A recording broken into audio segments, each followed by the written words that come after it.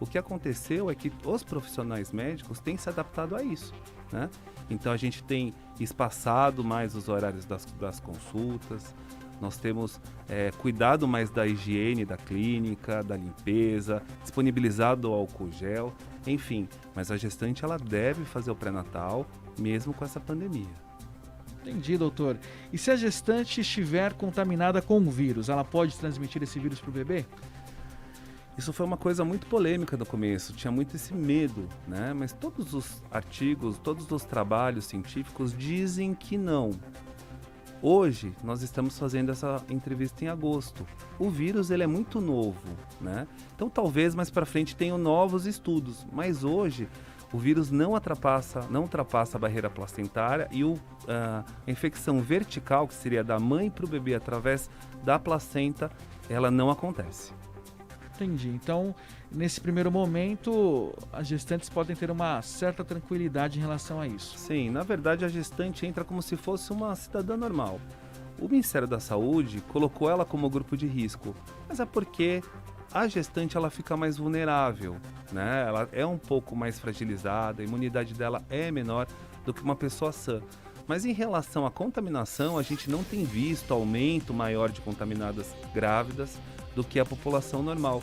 E mesmo que ela adoeça, o risco dela ter uma complicação pulmonar, uma complicação da parte vascular, né, que a gente tem estudado muito hoje em dia com o Covid, isso daí hoje em dia não está tão certo. Então o risco parece ser bem igual de uma pessoa não gestante. Todos nós, nesse momento de pandemia, estamos ansiosos, não só a gestante, Sim. mas essa ansiedade durante o parto, ela deve aumentar muito ainda porque está grávida. Claro. E como lidar com esse sentimento, com essa ansiedade? Trabalho de parto, falou de parto, a grávida já fica nervosa, independente da época, independente das doenças que estão margeando a esse período que ela vai ganhar bebê, né? Então só o parto por si só já é um momento de angústia. Ganhar bebê agora, com um inimigo invisível que a gente não sabe onde está, é muito pior.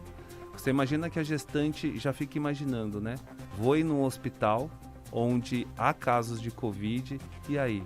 Vou ter segurança? Não vou? E na verdade eu acho que ela não tem que se preocupar com isso, ela tem que manter os cuidados, que depois a gente provavelmente vai estar falando, mas ela deve ir tranquila para ter um parto focado no parto, né? Essa ansiedade a mais só vai atrapalhar ela nesse momento tão importante ou trazer angústia. Agora a gente sabe também, Thiago, que essa pandemia acabou atrapalhando a grávida, porque agora ela não pode receber visita, né? O acompanhante muitas vezes é limitado, né? Então a gente pede só para ter um acompanhante durante o trabalho de parto. E claro que isso também impacta na ansiedade da mãe, né? Mas ela tem direito ao acompanhante, como é de lei, né? E acho que ela não deve trazer essa ansiedade a mais no momento tão importante quanto o parto. E quais são esses cuidados que ela tem que ter para evitar de ser contaminada e também acabar prejudicando aí a sua gestação? Os cuidados são o mesmo que nós devemos ter. É sempre estar lavando a mão, usar água sabonete, né? Na falta de uma pia, de um sabonete, sempre estar com álcool gel na bolsa aí, evitar de ficar levando a mão à boca, evitar de ficar usando a máscara, né, de uma forma equivocada. A gente sabe que a máscara ela tem que estar bem coladinha no rosto, evitar de ficar colocando a máscara pendurada na orelha, que a gente vê muita gente ainda nas ruas, né?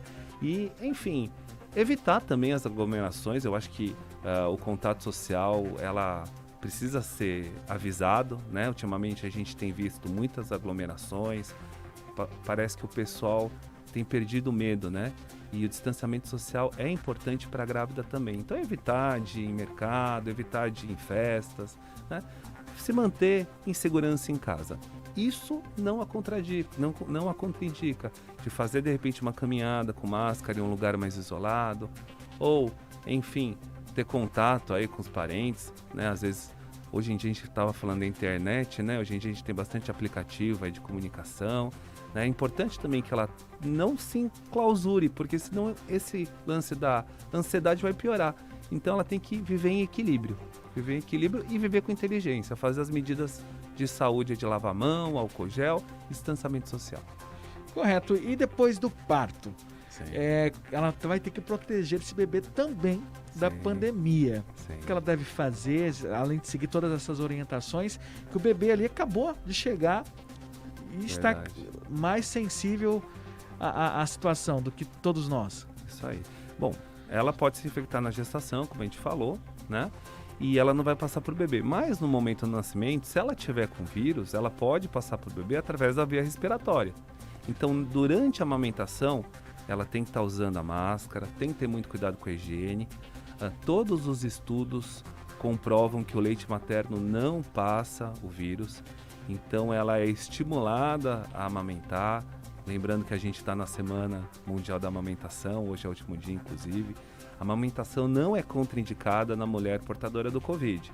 Então, a transmissão vai ser a mesma que é para a gente, através das gotículas, né, da saliva, né, da contaminação da mão, que vai tocar no bebê. Então, tomar cuidado também com as medidas de higiene que a gente já falou.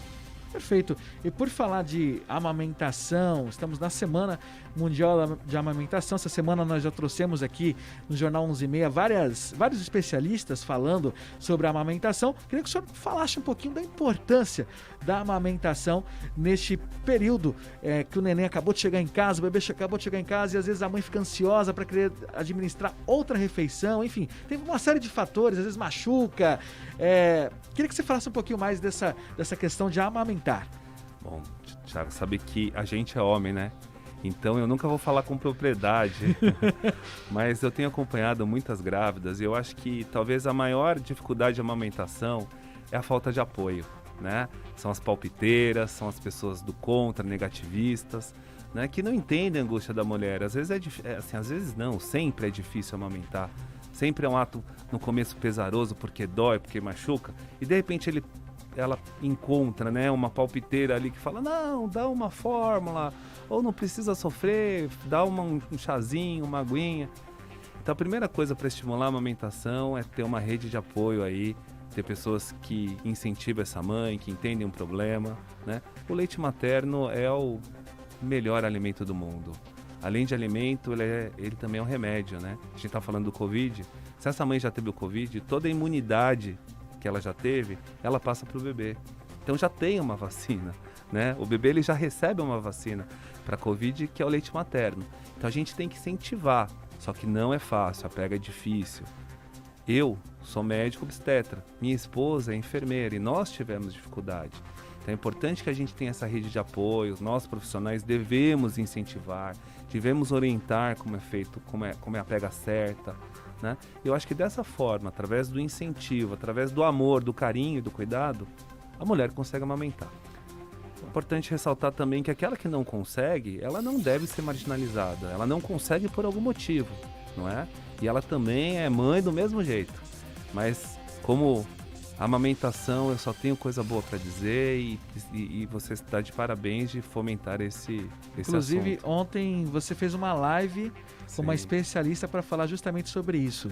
Sim, doutora Keiko Terui, uma médica de Santos, ela é representante da Unicef por muito tempo em relação à amamentação no Brasil e é uma pessoa fantástica. E ela foi essa ponte que me ajudou a minha esposa a amamentar. Olha, veja só, né? Um médico especialista em obstetrícia, especialista em parto, uma enfermeira que orientava a amamentação, tivemos dificuldade. E ela com muito amor, com muito carinho nos orientou. Nós temos, ainda bem aqui na cidade de Bastos, na região, pessoas que são verdadeiros anjos, né, na amamentação e que têm feito esse trabalho de formiguinha, que às vezes não aparece, mas que graças a Deus a gente tem conseguido excelentes resultados em Bastos, em Tupã, na região como um todo.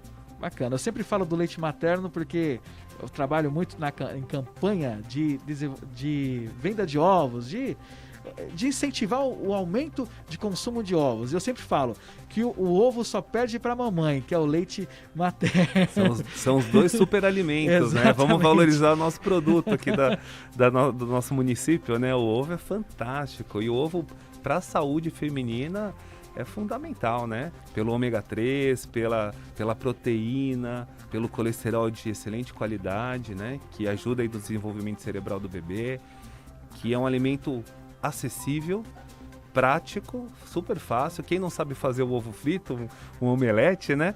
e é riquíssimo para a saúde da mamãe. Faz um bem danado para todos nós. E é gostoso, né?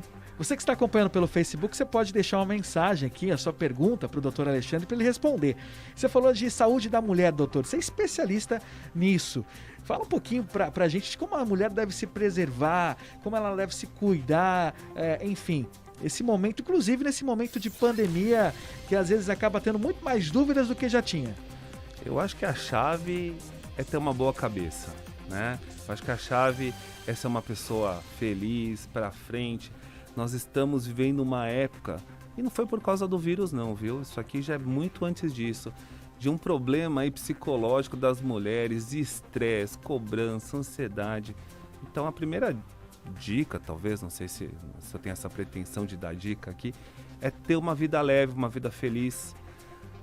Entregar mais os problemas, talvez, para Deus, né? Porque se Ele não resolve, quem que vai resolver, não é, Thiago? A gente tem dormido mal por causa dos problemas, tem se alimentado mal por causa dos problemas e tem largado a nossa saúde, né? Exato. Eu, como ginecologista também, eu oriento que a mulher sempre faça, né, suas consultas regulares, aí é um profissional médico, não necessariamente o ginecologista, mas a gente tem aqui em Bastos uma saúde pública muito boa, tem médicos em todos os postos, né? Então procure o PSF, faça um exame preventivo de câncer de colo de útero, para aquelas mulheres que já têm idade, mais de 50 anos, faça uma mamografia, se ame, né? Eu acho que quando a pessoa se ama, ela dificilmente adoece. E se adoece, ela consegue encarar o tratamento e o cuidado de uma forma muito mais leve e se recupera muito mais rápido. Perfeito, doutor Alexandre. Para a gente encerrar, ainda falando de Covid-19, o Brasil passa de 200 mortes de grávidas por Covid-19. 80% das mortes das mulheres grávidas é devido ao vírus. 201 mulheres morreram de Covid-19 durante a gestação ou no pós-parto nos últimos meses. Ao todo, são ao menos 1.860 casos do novo coronavírus notificados nesse grupo de mulheres até o último dia 14 de julho. Os números são do CIVEP Gripe, Sistema de Informação da Vigilância Epidemiológica da Gripe. Quando a gente fala de esse número de mortes entre as grávidas, como você já falou aqui, é porque elas estão mais vulneráveis realmente? Eu acredito que não, Thiago. Não acho que é só pela vulnerabilidade, mas eu acredito que essa é uma doença triste e que infelizmente tende ainda a crescer um pouco mais, né? Por isso que é importante para o seu ouvinte, para os meus pacientes, eu oriento isso para a gente tomar cuidado, né? Fortalecer a nossa saúde, fazer uma atividade física, se alimentar direito, ter uma cabeça boa, porque infelizmente, enquanto não houver uma solução, um remédio realmente efetivo ou uma vacina, essa tendência ainda é de aumentar. Então, esse número de grávidas com Covid só reflete o aumento do Covid em geral, né? A grávida ela não tem uma super proteção, mas ela também não tem uma super vulnerabilidade. Ela está infelizmente é suscetível a esse vírus como todos nós, então temos que nos cuidar, grávidos ou não, e a gente só consegue se cuidar se mantendo saudável. E acredito que a participação do homem é fundamental para auxiliar, para cuidar, como você mesmo falou, grávidos. Sim, quando sim. A mulher está grávida, o homem também está, é ali junto, os dois. Uma coisa que me alegra demais é quando numa consulta obstétrica vinha o casal. Eu sei que, por motivos de trabalho, não são todos que podem comparecer a uma consulta, mas quando o marido, quando a família está inserida nessa gestação, olha, essa gestante ela vai ter menos náusea, menos dor, menos complicações.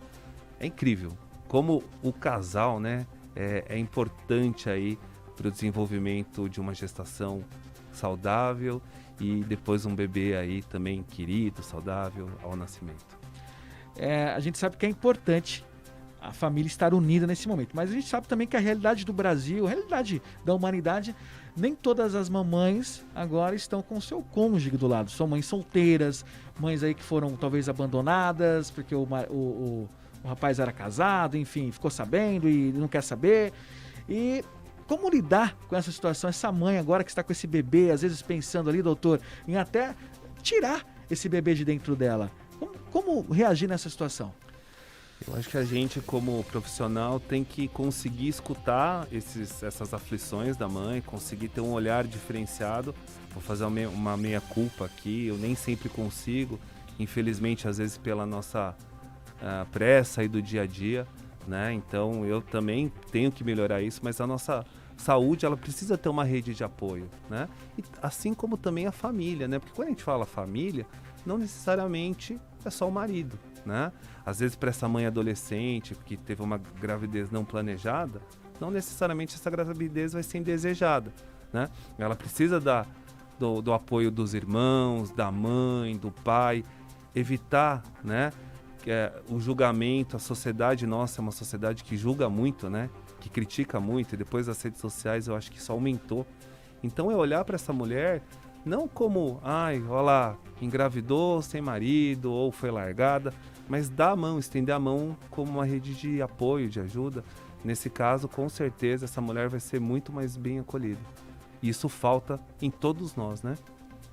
Perfeito. Você é a favor do parto normal ou da cesárea? Esse é um assunto que eu sempre vejo como polêmica na internet, as mulheres, inclusive, discutindo sobre isso, que é meu direito escolher. E a sua opinião sobre isso?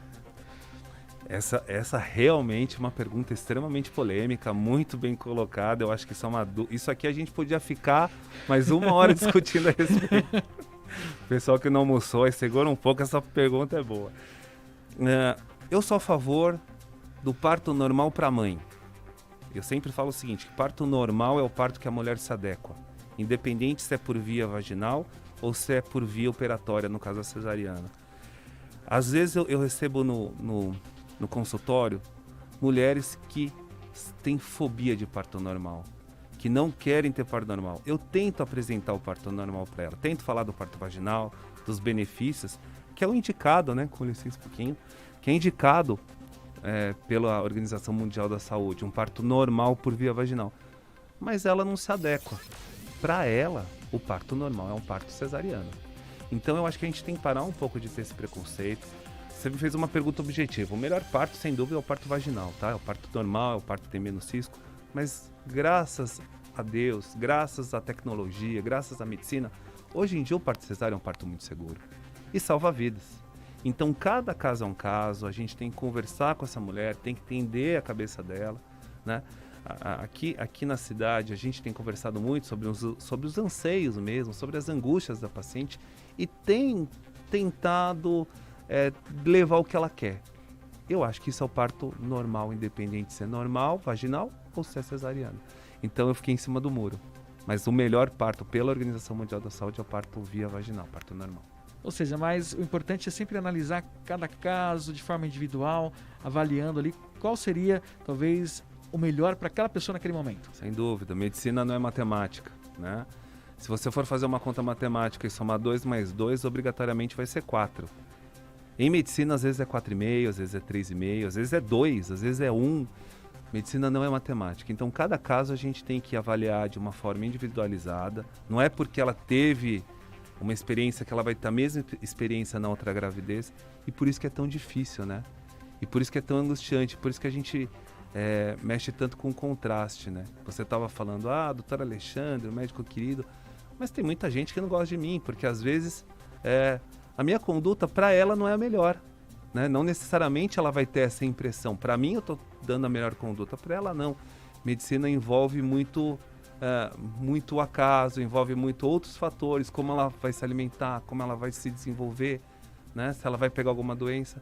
Isso eu acho que é o mágico da obstetrícia, saber lidar bem com isso. Cada caso é um caso, cada parto é um parto.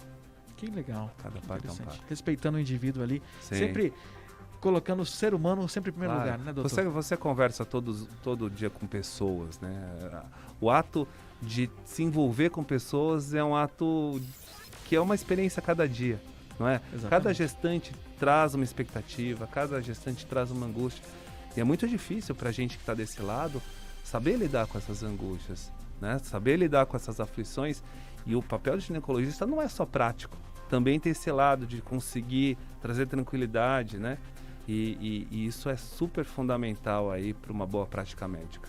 Acho que para todas as especialidades, né? Com certeza. Mas para mulher grávida, muito mais. Doutor, Muito quer mais. deixar sua mensagem final aí pra gente finalizar, encerrando aqui a sua participação? Vou te convidar outras vezes que eu adorei esse bate-papo, foi muito construtivo. Legal.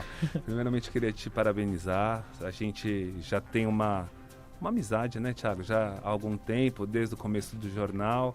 Te parabenizar pelo programa. Muito legal trazer profissionais aqui. Eu tenho acompanhado muitas vezes as entrevistas, né? Que você continue aí firme e forte. A gente sabe que é difícil.